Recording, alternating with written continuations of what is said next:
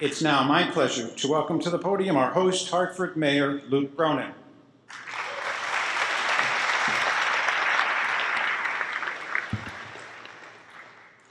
Good morning, everyone, and welcome to Hartford. Governor Malloy, Commissioner Redeker, to all of the state partners here, to our federal partners, Congressman Larson, the best congressman we could possibly have, and Senator Blumenthal, Senator Murphy, who I know couldn't be here but has been fighting for us in spirit. We're so lucky to have you. And to our neighbor to the north, Congressman Richard E, a leader on the Transportation Committee and who has been a national leader in fighting for transportation funding and not just in Massachusetts, but around the country. We're grateful to have you here as well. To our state partners, our own legislative delegation that's here in force, here in Hartford, and legislators from all across the state, many of whom rode the rails up from New Haven, along with Mayor Hart, as more and more folks got on at every stop. Thank you for your commitment. I also see our former Senator Chris Dodd here, and it's important to remember, let's pause for a round of applause.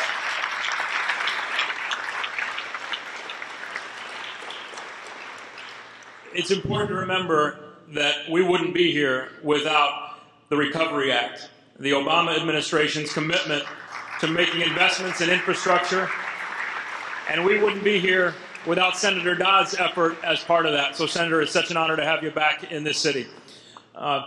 This is such a big deal for the city of Hartford, for the entire region, and for the entire state of Connecticut. You know, we are sitting at the heart of a region that the Brookings Institution has called one of 20 knowledge capitals around the world because of the concentration of advanced research institutions, the concentration of talent, the number of patents filed. We're sitting at the heart of one of the strongest, most talented labor markets in the country. We are an hour from the largest population centers in the entire country.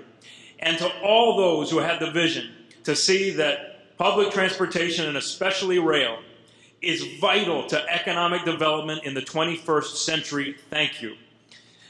Governor, because of the work that your administration has done in partnership with these tremendous federal partners, we now have a region that's connected east and west by the fast track. Mayor Stewart, it's great to see you here as well, and I look forward to traveling with you on that line. And now, that same region connected north and south. Because of that, we're going to be that much more attractive to the employers that are looking to be at the heart of a talented labor market. We're going to be that much more attractive to the great people that live here already and that we want to bring, who want to have the option of hopping on a bus or a train instead of sitting in traffic and reading a book or getting a rest on their way to work. The vast majority of people who work in this city commute from outside the city, and the truth is the majority of people who live in this city commute outside the city for work. So this is about economic development. It's about the future of our region and the future of our state. And I'm so happy and so grateful to everyone who made it happen. God bless you and congratulations and thank you.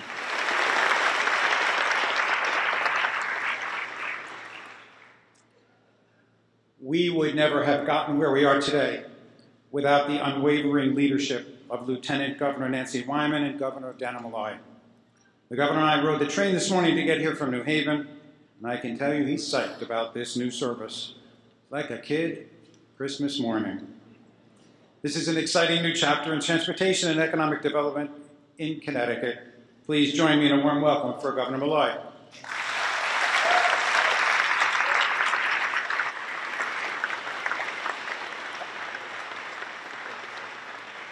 Hey, listen, there are a lot of people here. And you're going to have some other speakers, and so I'll try to be as direct as I normally am. To everybody who had a part in bringing this about over the many years that this has been pending, I want to express to you my deepest gratitude. This is an important day in Connecticut, as has been alluded to and will be alluded to further. Mistakes were made in this state. This used to be a four rail system. And over time, we turned our back on the rail, and it hurt us. This is the day that we changed that. 17 trains a day, linking Springfield and Hartford and New Haven, tying in Boston and New York on other sides. I hope putting some pressure, Congressman Neal, on Massachusetts to build out their line to Springfield as well. This could be a game changer for all of us in our economy, in our competitiveness, who we are and what we are, and quite frankly, the quality of our life. You know, today during the trip I was asked twice, well, why spend this much money on a rail system? Well, the reality is we're tied, that very same corridor is tied together by 91. It would be far more expensive to add lanes to 91 in its entirety than it is to build this system, which will move people in a way that they want to be moved and link cities in a way that a highway simply can't do. This is about the future. This is about who we are and what we are today because we built it, but the future generations that will enjoy the reinvigoration of this form of travel. We should be proud as Connecticut citizens that our state made this investment. It speaks well of who we are and what we are at this moment, that we care more about the future than we do ourselves in the present. This is what has inspired me to be a public servant for so many years, and I think inspired every speaker that you're going to hear from today. I'm particularly proud that this project, which was really dead in the water 7.5 years ago, has now come to fruition because you allowed me, those of you who are citizens of the state of Connecticut, to invest your money alongside of our federal partners to get this job done. So again, I'll end where I probably should have started, and thank Jim Redeker and his tremendous leadership and the tremendous team that he put together, as well as our funding partners who you'll hear from. This is what a great day looks like today and into the future. Have a great day.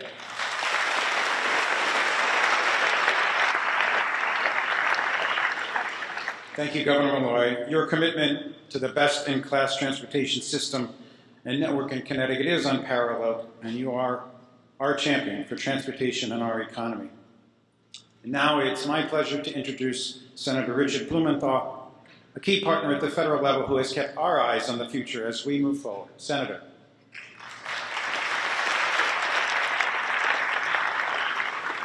Thank you so much. What a wonderful and exciting day. The culmination of so much advocacy and planning, hard work, and action. And I want to say a particular thanks to Jim Redeker. Thank you for your perseverance here and in Washington. Thank you to the governor for his leadership. But I want to say a particular thanks to the members of our state legislature who are here today. You helped make it possible, and our gratitude to you.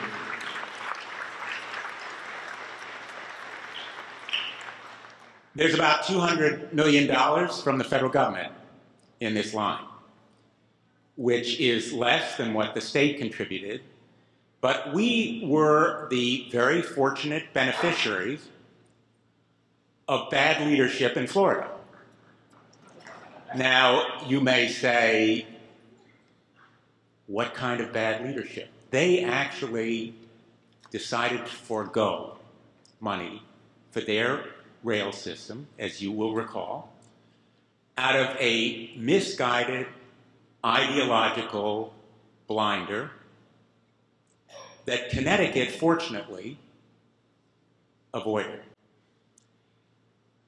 There is a dividing line today in this nation between leaders who are committed to invest in growth, who see the future, have the vision to make the commitment that is necessary, as our governor and our legislature did, as the people of Connecticut did. And that's why we're here today, because of that courage and commitment that other states and, frankly, our federal government has failed to fulfill right now. Our federal government ought to take a lesson from Connecticut. Investment in rail makes sense. And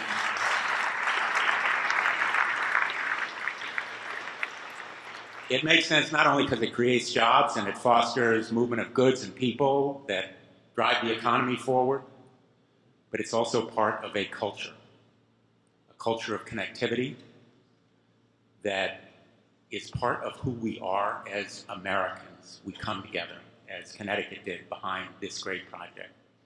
So thank you to Connecticut for making me so proud to represent you in Washington, D.C. And I want to say a particular thanks to two people, the guys with the gray hair who are here today, John Larson, and my great friend and predecessor, Chris Dodd, who had the foresight to be a champion of rail before most people in this room, and I dare say most people in this country, and our state is so much the better for it. This line will not only be speedy, it will be safe. It will be among the first lines to have positive train control, which, as you know, I have championed throughout the United States. And thank goodness, when my colleagues say to me, okay, you want us to do positive train control? What about your state? Connecticut will be there before they are. Thank you to Connecticut for safe and speedy rail, and let's continue this great effort. Thank you all. Thank you, Jim. Without vision, there can be no victory. And what great vision by Jim Redeker and Governor Dannel Malloy.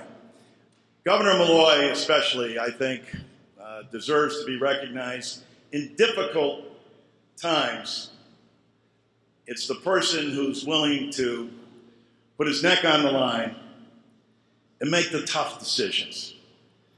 The decisions on infrastructure that the federal government has ignored for the last 8 years. The Connecticut General Assembly and the governor of the state of Connecticut stepped up and made sure that there will be a victory, not only here in Hartford and Springfield and New Haven, but onward as we look at what's needed essentially for transportation in this state and across this nation. I'm honored to be here today with so many people. Jim, your persistency, your dedication, your commitment to rail has received national prominence and recognition, and we can't thank you enough for your dedication in making sure that you saw this project through to its fruition. Luke Bronin, I think, said it best, and you'll hear a lot of everything that needs to be said has been said. It's just that not everyone has said it. But I want to thank my colleagues as well in the House of Representatives, including the Dean of the New England delegation, as well as being the next chairman of the Ways and Means Committee, Neal from Springfield, and John Olver, who was on the Transportation Committee from Massachusetts as well. Senator Murphy, who can't be here today, and of course the great work of Dick Blumenthal. The one thing about Dick, he criticized Chris and I, he said gray, it's actually white. But he's like Dorian Gray. He never ages. He stands up here, he looks the same. And one thing you know for certain about Dick Blumenthal is that his continued dedication and determination to make sure that Connecticut remains uppermost in terms of investment coming from the federal government. We were blessed, and I have been blessed, to serve in Congress with a number of distinguished people. Joe Lieberman, who could not be here, who also played a vital role in this. But no one in my lifetime, in terms of service to this nation, has done more for the state of Connecticut and contributed in such an enormous way than Senator Christopher Dodd. A legacy in and of himself, and someone who has taught me so much, who has been a mentor of so many who have come along in government and in politics, because in Dodd we trust. So thank you one and all for being here today. This is the start of what will continue to be what we hope in the next session of Congress to even being a broader and more expansive investment in infrastructure. That's what will move the nation. That's what will put us back to work. That's what will make this nation continue to move forward. Thank you so much. Congratulations to the Governor and Jim. And another key supporter in Washington is our neighbor to the north and good friend, Congressman Richard Neal, who has been an amazing advocate and partner for the Hartford line, representing keen interests in Western Massachusetts and specifically Springfield. Please welcome Congressman Neal. Thank you, Jim. This is a most significant day, and thanks for your invitation, Mr. Mayor. And certainly, I want to congratulate the courage of your governor, Governor Malloy, on this very issue. We're here today in some measure because of his vision, I can tell you that, to be with our friend Senator Blumenthal and one of my all-time favorite people, John Larson. And certainly a pleasure for me to see Chris Dodd. I remember when I was a child, and my father used to take me by the hand to go and hear Senator Dodd speak. This is a terrific day, as I noted, and congratulations to the legislature as well for having had the courage to proceed. And I want to acknowledge Jim O'Leary, who is the operator of the line and worked for Joe Moakley. What a great friend he's been to me over many years. Just a couple of where this day was born in some measure of controversy. And the controversy was over something that many of you are not going to remember. It was called stimulus money. In an economic downturn, conventional economics, which we used to agree upon in Washington, said that when you're losing 800,000 jobs a month, and that's what was happening with an unemployment rate of 10% in America, and when I hear this talk about all these great things that have happened, let me just say this to you. The stock market's been going up since March of 2009, and we've had 93 straight months of economic growth. But back to that idea of a 10% unemployment rate. So conventional economics said what? It says, in a downturn, government at the federal level does two things. You increase spending and you cut taxes. We did both. And that was a brutal vote for many of us who cast that stimulus vote. But Governor Malloy and the legislature and the rest here, you used it wisely on the Connecticut side. DeVal Patrick and Charlie Baker have done the same thing on the Massachusetts side. And why is that important? Because there is often a lag time between a groundbreaking and a ribbon cutting. But as a point of what I'm about to say, there's also another reality today. For those of us who hold government office, there are too many people that want to go to the groundbreaking and want to go to the ribbon cutting, but don't want to vote for the expenditure.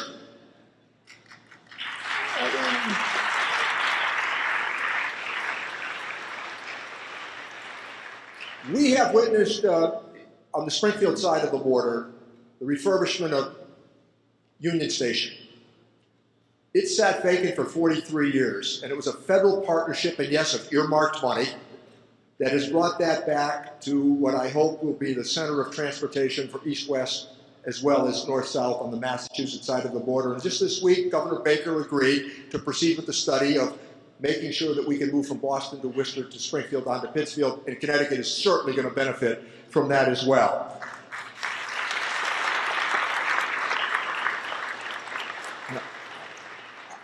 I've been at this for a long time, and I want to tell you that we used to be able to agree on a lot of these things. They were just basic undertakings that we did to the satisfaction of the public.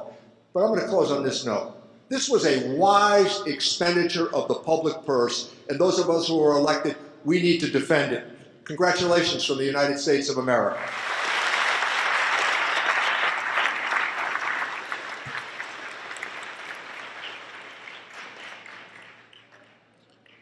I just want to pause and recognize the amazing contribution of the Connecticut legislature and what it did to carry forward the governor's vision for funding this line. And thank you all for being here and the role that you played in really standing up the majority of the funding to make this happen. It was my privilege to spend it. Next, I would like to recognize the Federal Railroad Administration and their extraordinary partnership in funding this intercity regional rail investment. We have had a terrific partnership with Michelle Mullinger in the initiation and completion of the New Starts process to launch this program. Thank you for your leadership and help and partnership there. And today we're joined by Juan Reyes, Chief Counsel to the Federal Railroad Administration. Please join us. I wasn't planning on making any remarks today, but I did want to say I'm very proud to be here. We at the FRA love to see investment in rail and high speed and higher speed trains. My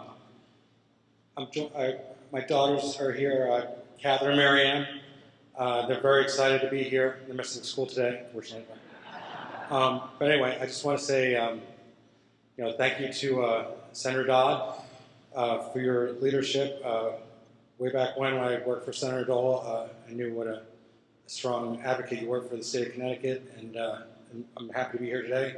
And Governor Malloy, congratulations. We at FRA are happy to be partners with you, with the state of Connecticut and Massachusetts. Congratulations.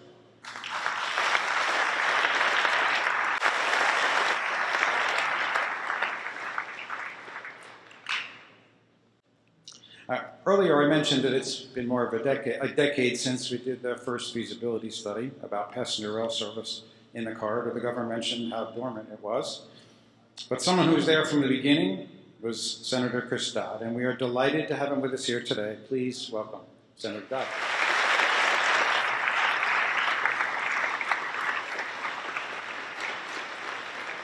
Thank you all very much.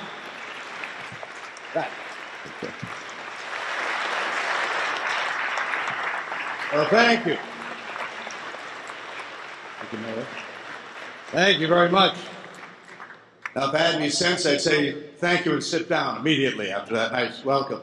It's nice to be home again. I can't thank you, Commissioner, and the Governor and others for extending the invitation to be here with today, along with my colleagues, former and present members of the delegation, to see some wonderful old friends from the state legislature, and obviously those from CONDOT who are here today, you, Commissioner, and others who obviously do the legwork every single day to make programs like this really work. Richie, I remember you yawning in my speeches as you were a child coming in here. You had gray hair even then, I tell you. Well, it's nice to have you come south here from Springfield. Now you can come and visit us with great frequency here on the wonderful commuter line we're building together. This, you've heard wonderful remarks, beginning with the mayor and obviously extending through Richie and the various people here who have been involved in this wonderful effort. Projects like this don't always happen. You talk about them, you try to start them, but then events can intervene and throw you off your tracks, in a way, if I can use that analogy. But this was a project that really did involve an awful lot of people committed together to make this happen. The great irony, in a sense, is we gather in this building, this wonderful old railroad station that goes back literally more than 100 years. There was a time when the United States led the world in ideas like this. We were the ones that came up with the wonderful ideas. In fact, even in the middle of the Civil War, Abraham Lincoln spent public money to create a trans-American rail line across the great nation of ours, binding together people from as far west as New York City. And then we sort of gave up on this idea, and we've watched other nations take the lead. Today you read about these wonderful fast trains in Japan and Spain and elsewhere that travel at unbelievable speeds, moving people from communities, growing economic vitality and jobs in communities because people are able to actually travel those distances and bring vitality and economic growth to their region. So I can't tell you how good it feels to be back in my beloved state, to see us once again in Connecticut, leading the way in the country, and hopefully beginning what will be years of progress in this effort, as we heard Richie Neal talk about the possibilities in Massachusetts. Today, that's 62 miles we're talking about between New Haven and Springfield. And these wonderful transit areas, these transit cities, small towns, many of whom have suffered economically over the years with the disappearance of manufacturing jobs that were the lifeblood of this state. But now the possibility we can rebuild those communities because we can move people back and forth and create the opportunities that a good transit system can provide. I want to particularly mention a couple of people. I mean, others have said this about the involvement of so many. But we in Washington, as well as in the state legislature, the governor's office, all can tell you that there are people whose names you'll never know, faces you'll never recognize, who get up every morning and go to work on our behalf in this country and make an incredible difference every single day. I know it's true, Commissioner, in your agency here in the Department of Transportation. I know it's in the case of Mayor Bronin, the governor, obviously, the congressional delegation, the state legislature. But I want to mention you two people here in the room today who made all the difference in the world when we were battling to provide those billions of dollars to match, in a sense, what the state was going to do to build this corridor. So Jackie Primo and Mitch Warren are here today. Why don't you stand up and be recognized? These two people in our office did a phenomenal job and made a huge, huge difference on why we're gathered here today. And so while the rest of us get to stand here at this podium and say thank you, it's important that everyone in this room and elsewhere know that there are people like Mitch Warren and Jackie Primo gathered in this room today without whom we would not have succeeded in arriving at this podium and at this inauguration. So again, thank you for inviting me to come back home. I don't get to be back home as often as I'd like, but boy, it feels awfully good to be back in the Constitution state and to be back gathered together as we celebrate a great achievement and a good promise of things to come. Thank you all very, very much. What I really want to do is recognize the people that really have made this happen. And so I'm going to ask anyone in this room who's seated who is part of the DOT, the consulting or construction industry, or part of state government, or was part of a legal team, or any other role that you played as part of the administration, could you please stand?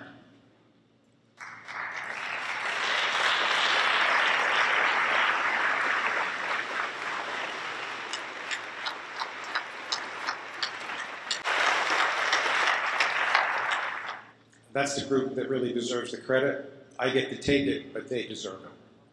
So thank you to the team. Thank you to a Department of Transportation that is, from beginning to end, dedicated to public service, who have not just delivered projects like the Q Bridge, Fast Track, Moses Wheeler Bridge, now the Hartford line.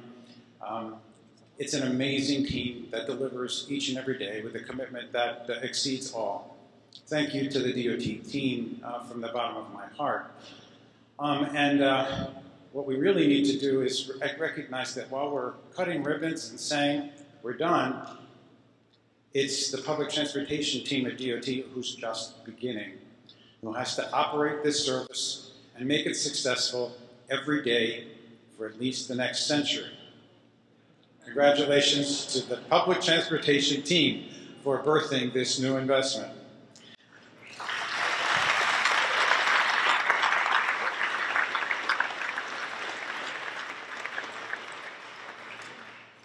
It really is an extraordinary day for me personally to have participated in writing the first grant application not that long ago, breaking ground just 3 years ago, and cutting ribbons today on a system that is delivering the most number of high-speed trains in the intercity high-speed rail program in the entire nation.